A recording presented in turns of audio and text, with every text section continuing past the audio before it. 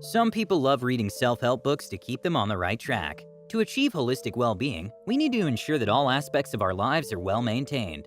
Focusing on a healthy diet, an active lifestyle, or having the right mindset will not lead to total human optimization. In this book, we're taught different strategies to control and live each day to own the rest of our lives. Here are the top 7 lessons from the book Own the Day, Own Your Life by Aubrey Marcus. Lesson 1. Kickstart your day. How do we start our mornings? Do we wake up late and spend the first few minutes on social media? Or do we get up and immediately start doing what we've planned in mind? How we begin our mornings usually sets the tone for the rest of our day. We must be intentional in each of our actions right at the start of the day, because this will keep our momentum, leading to purposeful activities. Marcus suggests 3 things to start our day right. 1 is to hydrate ourselves. We need to regain the hydration we lost while asleep, so drinking water is a must. Unfortunately, coffee does not count as hydration. Next is to get some light. Opening the windows or going outside for some natural light is suggested. Lastly, we need to keep moving. Our internal clock may haven't recovered from the rest period, so engaging in physical activities will surely boost us. Lesson 2. Make the most out of idle time. For most workers, a significant portion of the day goes to commuting to and from work. Considering the traffic during rush hour and where we live, we could spend hours on the road. Most people see this as a waste of time, but it shouldn't be the case. Although we may not get to do some tasks while on the road, we could still engage in other productive activities. For instance, we could practice mindfulness or being aware of the present moment, the here and now. We could focus on our breathing, noticing our surroundings without being fixated on them. We could also listen to some guided audio meditations or some podcasts while on the road. Practicing mindfulness and other breathing exercises can help us be more aware of ourselves and give us clarity and peace of mind. Lesson 3. Remember your why.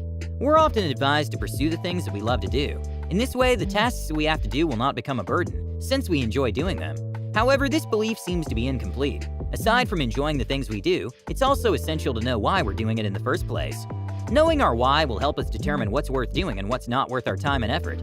If we know the reason why we're pursuing something, it also makes us more motivated and invested in the process.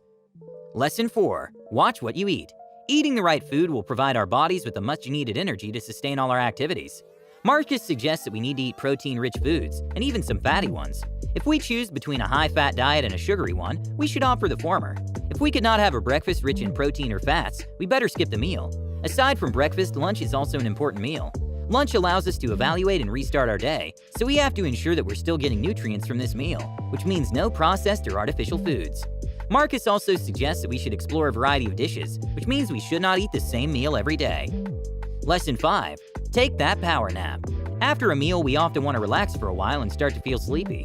We only have an hour of lunch break, and it wouldn't hurt to insert some power nap during this break.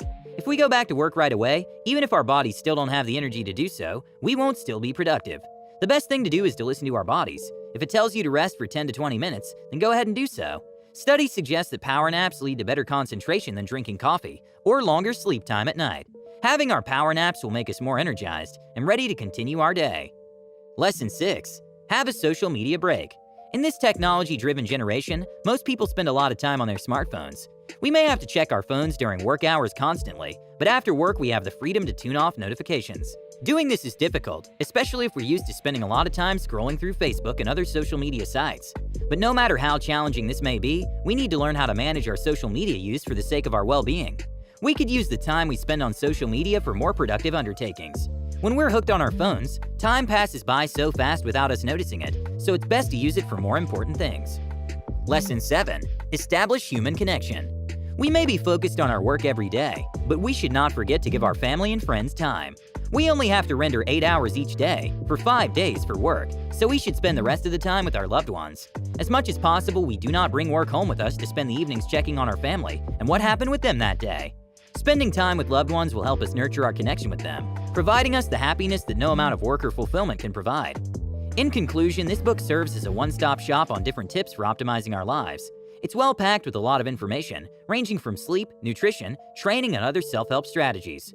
After reading the book, we realize that each day affects the rest of the days, so we need to ensure that we do the right things and live our lives properly. Changing our daily routines little by little as we go along each day will lead to positive changes as time goes by. Thank you for listening. If you like the book summary and you want to see more in this category, please like and subscribe so I can create more. You can also get a free copy of the entire audiobook by clicking the link in the description. Until next time.